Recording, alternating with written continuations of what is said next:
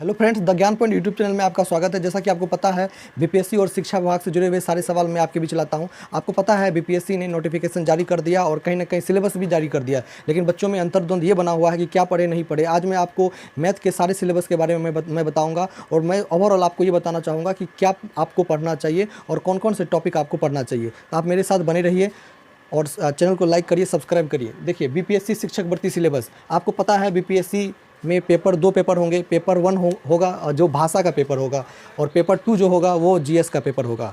और पेपर 1 जो क्वालिफाइंग होगा उसमें नेगेटिव मार्किंग नहीं है, ये आपको पता है। इसमें 25 का इंग्लिश होगा और 75 का हिंदी होगा, और जो कि आपके सिलेबस के ही आधार पे होगा। यानी आपने जो पढ़ा है, यानी 1 से लेकर 10th के बीच में जो आपने पढ़ा है वही चीज़ आपको देखने को मिलेगी। तो उसमें कहीं ना कहीं उतनी समस्या नहीं होगी, आपको नेगेटिव मार्किंग भी नहीं है। लेकिन जो समस्या वाली बात है वो है पेपर 2, जिसमें कि 120 मार्क के क्वेश्चन होंगे, जो 80 नंबर आपको कहीं ना कहीं आपके SCRT यानी आपके सिलेबस से रहेंगे, और 40 जो नंबर होंगे वो कहीं ना कहीं उसके अलग सेक्शंस होंगे। तो चलिए, मैं आपको आज सिलसिले ढंग से बता रहा हूँ कि आपको क्या पढ़ना चाहिए। देखिए, प्राथमिक गणित पहला अगर बात कर लेते हैं तो प्राथमिक गणित आपके सिलेबस में है।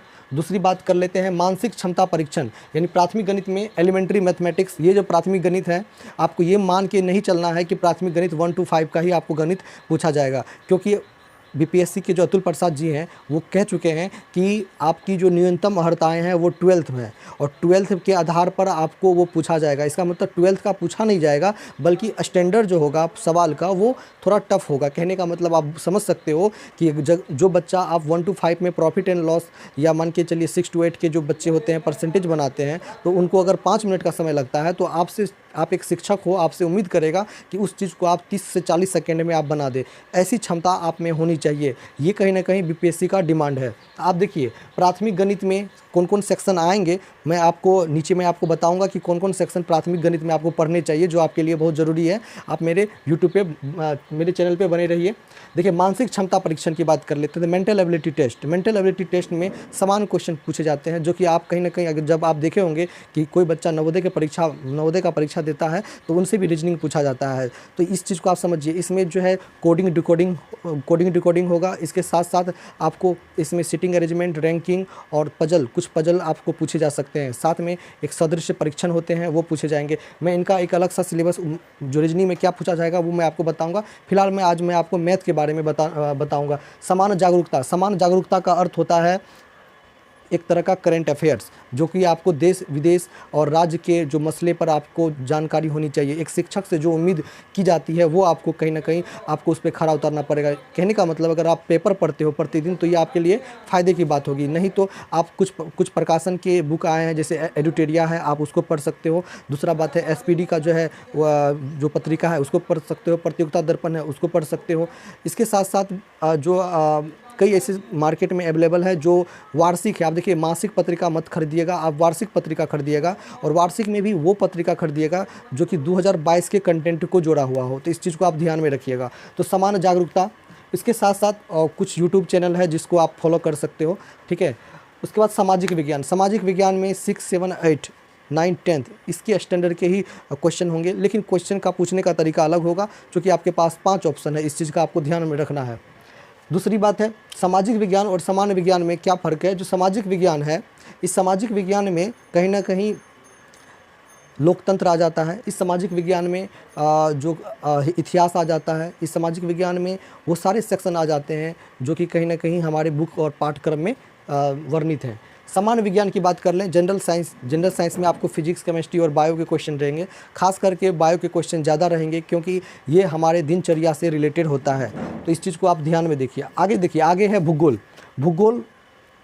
भूगोल के जो क्वेश्चन रहेंगे, भूगोल के क्वेश्चन पाठ्यक्रम से तो रहेंगे ही रहेंगे, लेकिन साथ साथ आपको कहीं ना कहीं इस चीज़ का आपको ख्याल रखना पड़ेगा। जैसे सौरमंडल से क्वेश्चंस आपको देखने को मिल जाएगा। बिहार की मिट्टी, बिहार की जलवायु क्या है, क्लाइमेट से क्वेश्चन देखने को मिल जाएगा। बिहार की नदियाँ, पर्वत, इन सब से आपको क्वेश्चन देखने को मिल सकता है। देश की जो कौन कौन सी महत्वपूर्ण नदियाँ हैं उस सब से क्वेश्चन मिल सकता है। कौन कौन सी नदियाँ हैं जो बंगाल की खाड़ी या अरब सागर में कहाँ गिरती है, नहीं, उस सब को आपको देखना है।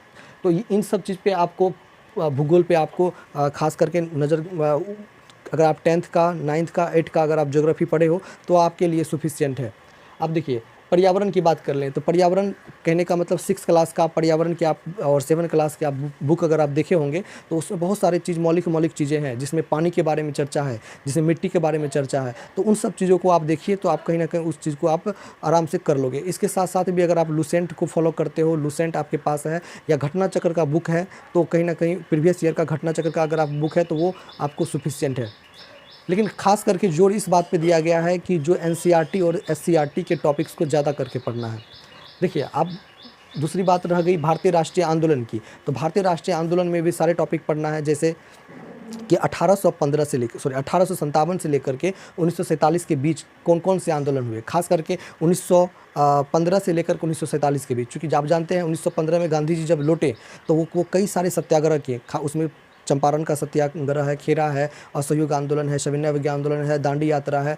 इन सब चीज़ को आप देखिए और बिहार के सापेक्ष में आपको देखना पड़ेगा। तो आप कहीं ना कहीं आपको प्राचीन इतिहास उतना नहीं पढ़ना है। हाँ, प्राचीन इतिहास पढ़ना जरूर है। क्यों पढ़ना है? क्योंकि बिहार की धरती जो है वो प्राचीन इतिहास से जुड़ी हुई है। तो आपको प्राचीन इतिहास में सिर्फ मौर्य साम्राज्य का, गौतम बुद्ध का, जैन धर्म है, इन सारे सेक्शन को आपको पढ़ना है। क्योंकि ऐसा नहीं है कि आपको आप भारतीय राष्ट्रीय आंदोलन यानी मॉडर्न हिस्ट्री आप पढ़ लो और एंशिएंट को आप छोड़ दो, ऐसा नहीं करना है। क्योंकि आपको पता है कि भारतीय राष्ट्रीय आंदोलन से तो रहेगा ही, आपको एक सामाजिक विज्ञान भी है और सामाजिक विज्ञान में इतिहास आता है, सामाजिक विज्ञान में एंशिएंट भी आता है, मिडिएबल भी आता है, मॉडर्न भी आता है। तो इस चीज़ से आप पल्ला नहीं झाड़ सकते। देखिए, बीपीएससी ने स्पष्ट नहीं किया है, लेकिन आप लोगों को समझना पड़ेगा कि क्या किस चीज़ का इम्पोर्टेंट बिहार के सापेक्ष में है। तो आप समझिए, बिहार के सापेक्ष में एंशिएंट का बहुत महत्वपूर्ण रोल है और काफ़ी बार वो पूछा गया। तो इस चीज़ को आप समझिए। ये आप कहीं ना कहीं बहुत सारे यूट्यूब चैनल में ये दिया गया है कि आप एंशिएंट पढ़ना ही नहीं है, लेकिन एंशिएंट पढ़ना है। क्योंकि आप जब आप देख रहे हो ऊपर में आपने देखा कि सामाजिक विज्ञान, ये जो सामाजिक विज्ञान है, क्योंकि हम किस समाज से जुड़े हुए हैं आपको पता है कि पहले सामाजिक विज्ञान में ये पूछा जाता है कि हम लोग का समाज क्या है। तो आप कहाँ से बिलोंग करते हो, हमारी सभ्यता क्या है, आपको पता है सिंधु घाटी सभ्यता है। तो समाज का वो तो एक रूप है ना, तो आपको समाज के बारे में पढ़ना पड़ेगा। तो सिंधु घाटी सभ्यता, हड़प्पा सभ्यता, एंशिएंट भी पढ़ना पड़ेगा। आप जानते हो कि हमारा समाज 4 वर्गों में बटा हुआ था, ब्राह्मण, क्षत्रिय, वैश्य, शूद्र। ठीक है, तो कहने का मतलब है कि ये भी एक समाज का ही रूप है ना। तो आपको सामाजिक विज्ञान में आपको वो सारे चीज़ आ जाएंगे, इसलिए आपको एंशिएंट भी पढ़ना है। इस चीज़ को आप इग्नोर नहीं कर सकते हो। आगे देखिए, उसके बाद अगर हम बात कर लें एससीईआरटी और एनसीईआरटी दोनों को आपको फॉलो करना पड़ेगा, क्योंकि कंपटीशन टफ रहेगा। इसीलिए आप अगर एससीईआरटी को फॉलो करते हो, एनसीईआरटी को नहीं करते हो, तो ये नहीं चलेगा। आपको एससीईआरटी और एनसीईआरटी दोनों को फॉलो करना पड़ेगा। तो अब ये सेक्शन आपको है। आगे देखिए, मैं आपको आगे बता रहा हूँ मैथ के बारे में। तो अब हम देखते हैं कि प्राथमिक गणित में क्या पढ़ें। प्राथमिक गणित में आपको कौन कौन से टॉपिक्स पढ़ना चाहिए, क्योंकि आप देखिए किसी के बहकावे में नहीं आना है। आप देखिए कि हमारा एनसीईआरटी और एससीईआरटी क्या कहता है और जो है एग्जाम का डिमांड क्या है। तो आप इस चीज़ को देखिए। प्राथमिक गणित में सबसे पहले आपको सरलीकरण पढ़ना पड़ेगा। छोटे छोटे टॉपिक से आप स्टार्ट करिए। सरलीकरण में आपको कहीं ना कहीं उस चीज़ को देखिएगा जिसमें माइनस प्लस के कॉन्सेप्ट ज़्यादा होते हैं। उसके बाद दशमलव की बात कर लें तो आपको दशमलव के बारे में जानकारी होनी चाहिए। उसके बाद जो तीसरा टॉपिक होगा वो होगा भिन्न, यानी फ्रैक्शन के बारे में आपको कहीं ना कहीं पढ़ लेनी है। घातांक और करनी की बात कर लेते हैं, क्योंकि यह घातांक और करनी आपके सिलेबस का एनसीईआरटी का हिस्सा है। तो आपको घातांक और करनी के बारे में पढ़ लेनी है। जो पांचवा है वो है वर्ग और वर्गमूल, यानी स्क्वायर और स्क्वायर रूट, इसके बारे में आपको पढ़ लेना है। और छठा है वो आपको घन और घनाभ, तो घन और घनाभ के बारे में भी आपको पढ़ लेना है। और लाभ और हानि, अगर आप मेरी बात समझिए, अगर आपके पास आर.एस. अग्रवाल का अगर आप बुक है तो उस चीज़ वो आपके लिए बहुत ही ज़्यादा सफिशिएंट होगा। अगर आर.एस. अग्रवाल आप बनाते हो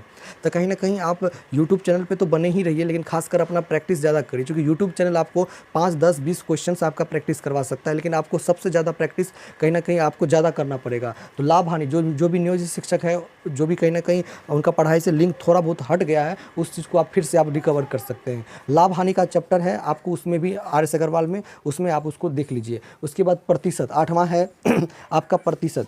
उसके बाद 9वां है आपको साधारण ब्याज। तो साधारण ब्याज और चक्रवृद्धि ब्याज ये आपको क्वेश्चंस पूछे जाएंगे। और जो उसके बाद रेशियो के जो सवाल होंगे, खास करके रेशियो के सवाल इस तरह से पूछे जाते हैं, मैं आपको बता दूं, काफ़ी बार एग्जाम में ये आया गया है। जैसे कि अगर A अनुपात B बराबर 3:5 है, B अनुपात C बराबर 5:7 है, तो इस तरह के क्वेश्चंस आपको पूछे जाएंगे। तो A अनुपात B अनुपात C का वैल्यू बताइए। तो आपको मैं बता दूं, A अनुपात B जैसे 3:5 हो गया, और B C को हम लोग यहाँ पे 5:7 लिख देंगे।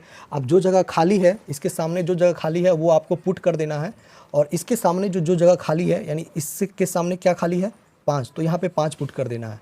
तो इसको आप मल्टीपल कर देंगे, तो 5 दिया 15, बचे 25, 7 5 35। अब इसको देखिए, आप इसको काटेंगे तो 3 5 15, बचे 25, 7 5 35, यानी आपका आंसर क्या आ गया 3:5:7। तो इस तरह के क्वेश्चंस आपको पूछे जाएंगे अनुपात में खास करके। और मतलब आप इसको अगर आप पढ़ लेते हो आप आर एस अग्रवाल, तो आप कहीं ना कहीं आपका बेसिक बहुत अच्छा क्लियर हो जाएगा।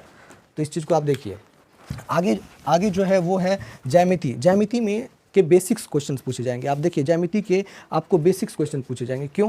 क्योंकि ज्यामिति आपका जो लेवल है 1 to 5 का, उसमें आपको समकोण त्रिभुज, अधिकोण त्रिभुज, इसी तरह के भाषा संबंधी क्वेश्चन ज़्यादा पूछे जाएंगे। ये बात समझिए, भाषा संबंधी क्वेश्चन ज़्यादा पूछे जाएंगे। उसके बाद एवरेज की बात कर लें तो औसत से रिलेटेड क्वेश्चन पूछे जाएंगे खास करके, क्योंकि ये देखिए जो बच्चों के कोई भी व्यक्ति मार्केट जाता है तो मार्केट जाने के बाद जो है वो उनको किन किन चीज़ों की आवश्यकता पड़ती है, या घर परिवार में उनको मैथ का जो है पारिवारिक दृष्टि से, सामाजिक दृष्टि से जो चीज़ की आवश्यकता पड़ती है वो सारे क्वेश्चंस आपको पूछे जाएंगे। तो एवरेज के क्वेश्चन पूछे जाएंगे। आयु संबंधी प्रश्न, ये क्वेश्चन बार बार कई एग्जाम में पूछा गया है, क्योंकि आयु संबंधी प्रश्न ये है क्योंकि एक परिवार में, एक समाज में 1 to 5 प्राइमरी के बच्चों के लिए आयु संबंधी प्रश्न ये दौर लगा रहता है कि कौन बच्चे कितने आयु के हैं, नहीं है, पापा की आयु बच्चे की आयु से कितनी कम है। तो ये एक इंटरेस्टेड सवाल है। तो आयु संबंधी प्रश्न आपको पूछे जाएंगे। समय, दूरी, चाल, ये हमारे दैनिक जीवन से रिलेटेड है। समय, दूरी और चाल, यानी आपको टाइम, स्पीड और कुछ सवाल आपको इसी में ट्रेन के भी सवाल पूछे जा सकते हैं। उसके बाद टाइम एंड वर्क से क्वेश्चन, बेसिक क्वेश्चंस पूछे जाते हैं। ज़्यादा आपको ये क्वेश्चंस नहीं पूछे जाएंगे। मुझे लगता है कि इसमें 3-4 सेक्शन है टाइम एंड वर्क में, वही क्वेश्चन आपको पूछे जाएंगे।